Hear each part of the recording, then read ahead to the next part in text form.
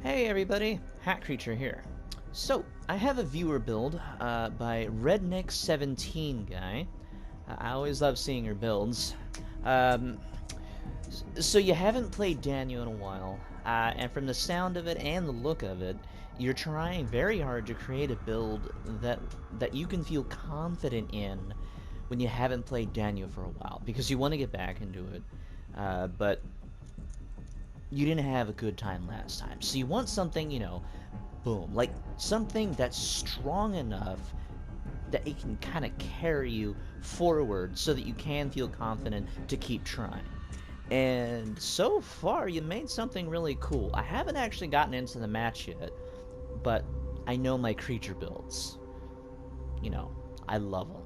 So you did say you really want me to optimize it. Like, any suggestions in order to help you make it better? And I definitely have suggestions before we even get into the match, because it's very interesting. So for everybody else, we got Brutality from Mr. X, Vampire. Uh, Whenever you attack somebody, whenever any creature attacks something, they gain health. Endurance, so I do not get knocked back unless I'm on stairs. Synchronized mod, so when I control a creature, up to 4 creatures next to me can be controlled. Fun fact, if you control one zombie and then you walk through a door, you can use the map to move the other zombies remotely, and you can watch them on your map. Uh, and that's amazing. I'm going to try and do that with Yorick, but I may not be able to. Remote Shell, which comes with a built-in Sadist. It has extra health, and it has all the buffs. Beautiful card. Great with Synchronized mod as well. For the equipment, we have Resilient Skin 3 and 2. We have Fortifying Virus 3 for 15% more damage resistance, and Bloody Fangs 2, which gives you health when you bite somebody. So I believe this will stack with Vampire. But the thing about Vampire and Bloody Fangs is that the amount of health is dependent on the amount of damage you do, not the amount of health you have. So the build you created so far has a great amount of health. This is an amazing amount of health. Great choice so far. And you have more damage resistance. You're doing fine. I love what I'm seeing. This is good too, especially when you get the bite. And you have enough health to get the bite. So this goes with Vampire. If anything, you might want to change it to Rend, but you don't actually have to, just because of the Remote Shell. See, the Remote Shell has a built-in Sadist, so that will take the most advantage out of Vampire. This one will be doing extra damage, so it'll be getting back more health than any other creature that uses Vampire. Next up, so you were curious about, so this is the deck itself, but you were curious about changing the Nia for the Tough Zombie, and the VX Zombie for, I'm so sorry, the Dealer for the Tough Zombie, and the V-Act for the Nia. So right now, Energy Booster makes sense. So you have the creature mod, which minuses all creatures by 1. So all these creatures are 3. They all cost 3. Energy Booster will make them cost 1. And that's great. And then you have discount to make your vapors cost 1 as well. So everything will cost 1 once you pop this out and that. That's awesome. That makes sense. The problem is that you're using Energy Booster with a second mod. I think that kind of hurts the booster itself. So if you wanted to use the Nia and the Tough Zombie and the booster, which I think you should, then you should take out the Synchronized mod, only because you have the booster in there. So with one mod it's fine, because you have 3 other cards. One of those is the Energy Booster. That means you can have up to 2 creatures that can be discounted at the same time by Energy Booster. And that's what you want. 2 creatures and the booster, and then you immediately make both of them cost 1. That's what you want, and you can't do that with 2 mods. So if you wanted to run this combination, awesome. get rid of this and replace it with one of these. It doesn't matter. It really doesn't matter. You can use this one for fun. You can use this one. You just come built in with regen, so you don't even have to use a Vapor on her. It's just personal preference at that point.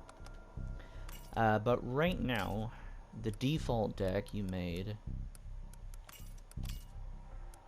is this. Here's the other problem. Energy Booster, once again, doesn't really have a place because it only makes one card cost 1. This is already 1. This is 2.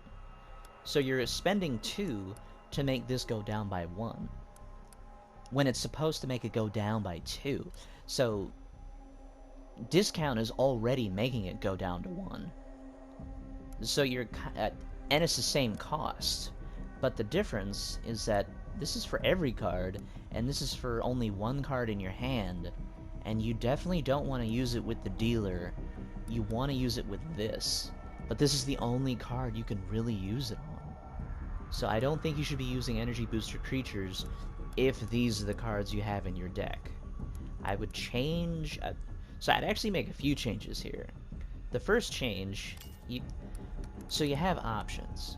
The first option I would say is the Tracker Mine. Now in Area 3 with the Remote Shell, the Lockdown Trap won't help you, but the Tracker Mine will always help you. If you can place it down, and then they trigger it, they'll take more damage. That means you'll get more health back with Vampire. That's an option. Or, this is something I'm interested in doing, or replace Energy Booster with the Infectious Zombie, take out the Infectious Vapor, because you now have 3 out of 5 creatures that are already infectious, so you don't need the Vapor. It becomes redundant. Then you can use whatever you want from here. You can use Deception as a cycle card. You can go back up and use the Tracker Mine. You can go use the Crawler. A Dog. Costs 1. They all cost 1. Doesn't matter. I'm not even sure what I would choose, but it would be a cycle card. And to be honest, this is what I'm going to be running in the first match with the V-Act and the Dealer. Just because Energy Boost doesn't really have a place with the Synchronize mod and the other cards in your hand.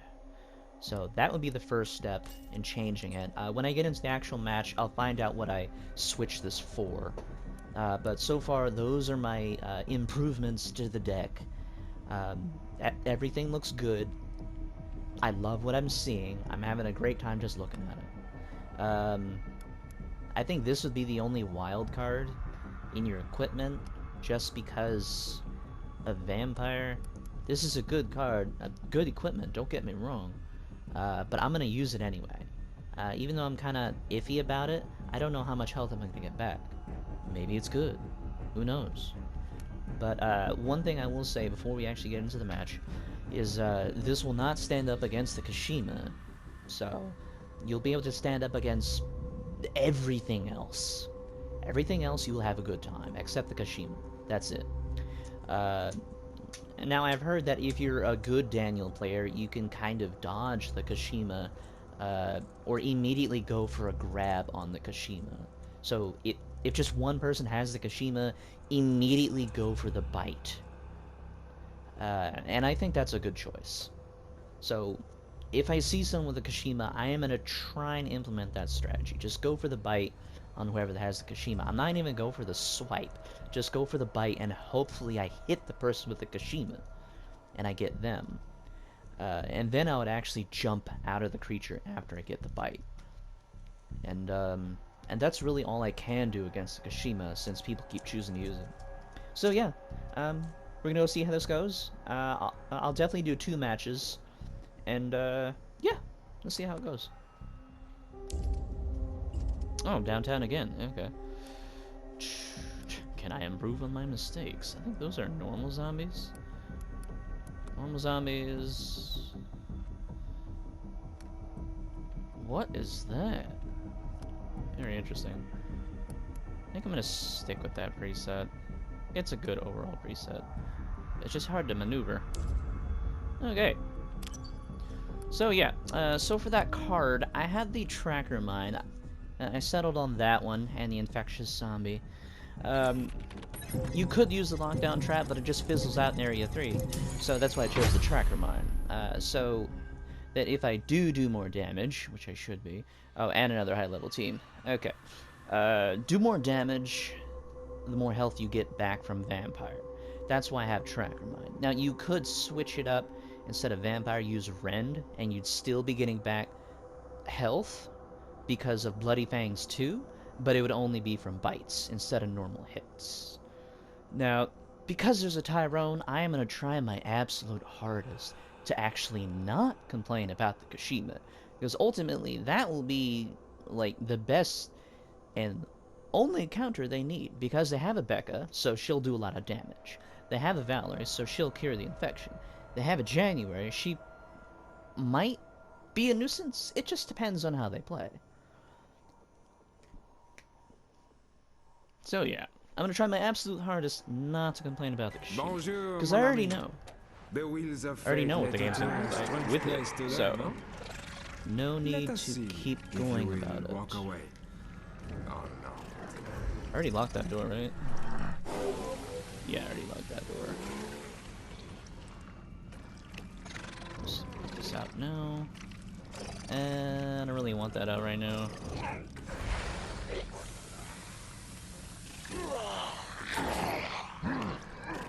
Okay. Feels no pain. Does he have it or no? The perfect machine for this engine. He has it. Oh, and I use my tentacle attack?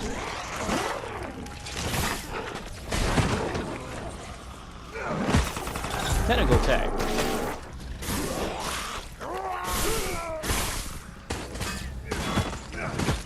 And that's why it's pretty much pointless to play as Daniel this way. Just because of that alone.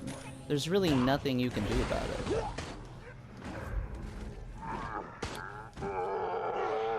Oh yeah, I have no bioenergy. You found that lock. Where is Tyrone? Oh, he's on my left. I thought he was on my right. Go find the place to use that. See, this is all it takes. This is all it takes. There's no real challenge. Just because of the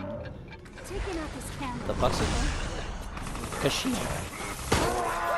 Ah, and I fucked up. Yeah, I fucked up the grab. And this is all it takes. Now in Area 3 I will get the remote shell, but it doesn't matter. Because once I get stunned, I can jump out. I can jump out of the dude, but because he's stunned, he's still... he won't actually... Shucks.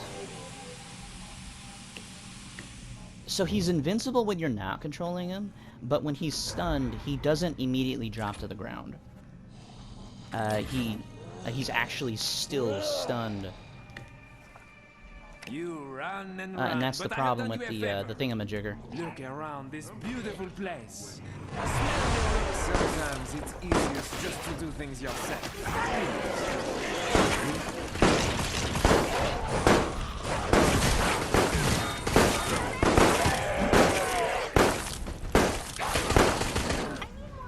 See, it's basically just cheating at this point.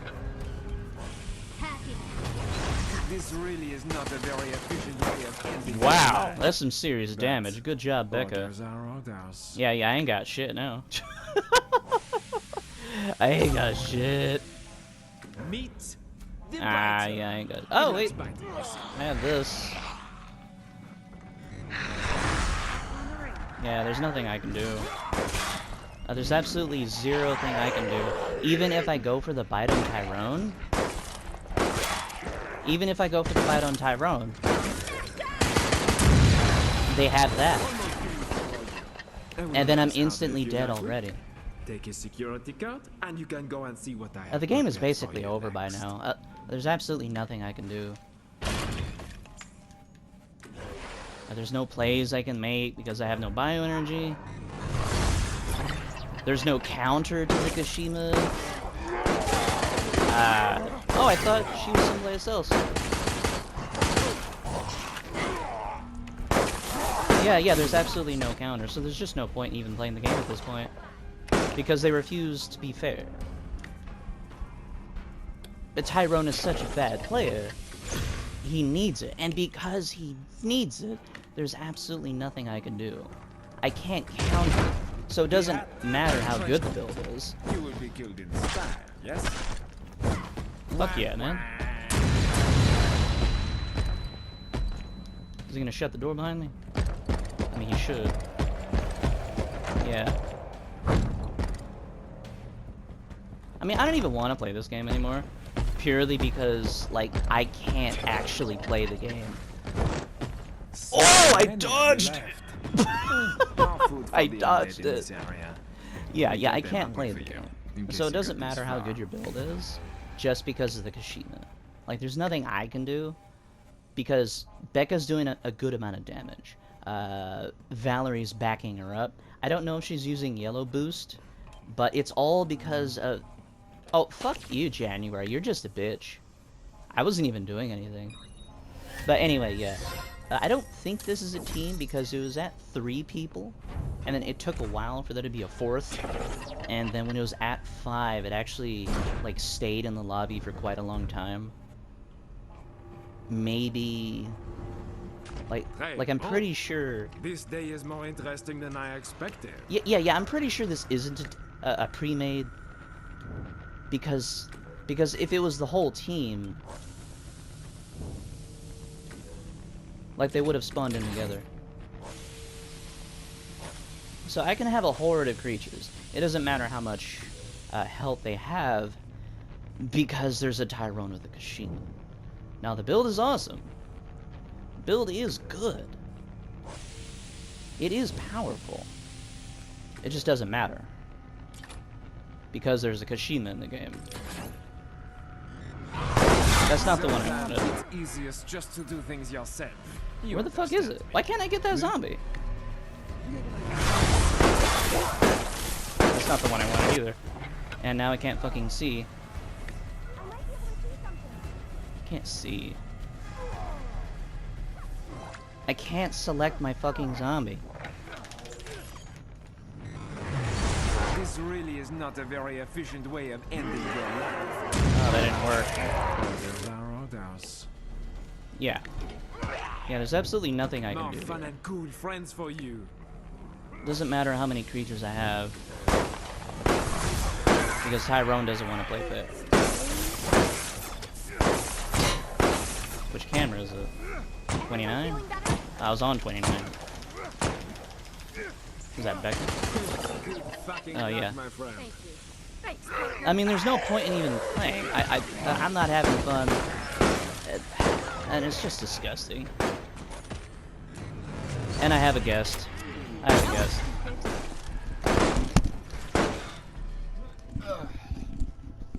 Okay, only 9 minutes. So these people were... They had some sort of charity. They chose not to stay behind, I guess. I don't know. I was gone this entire time.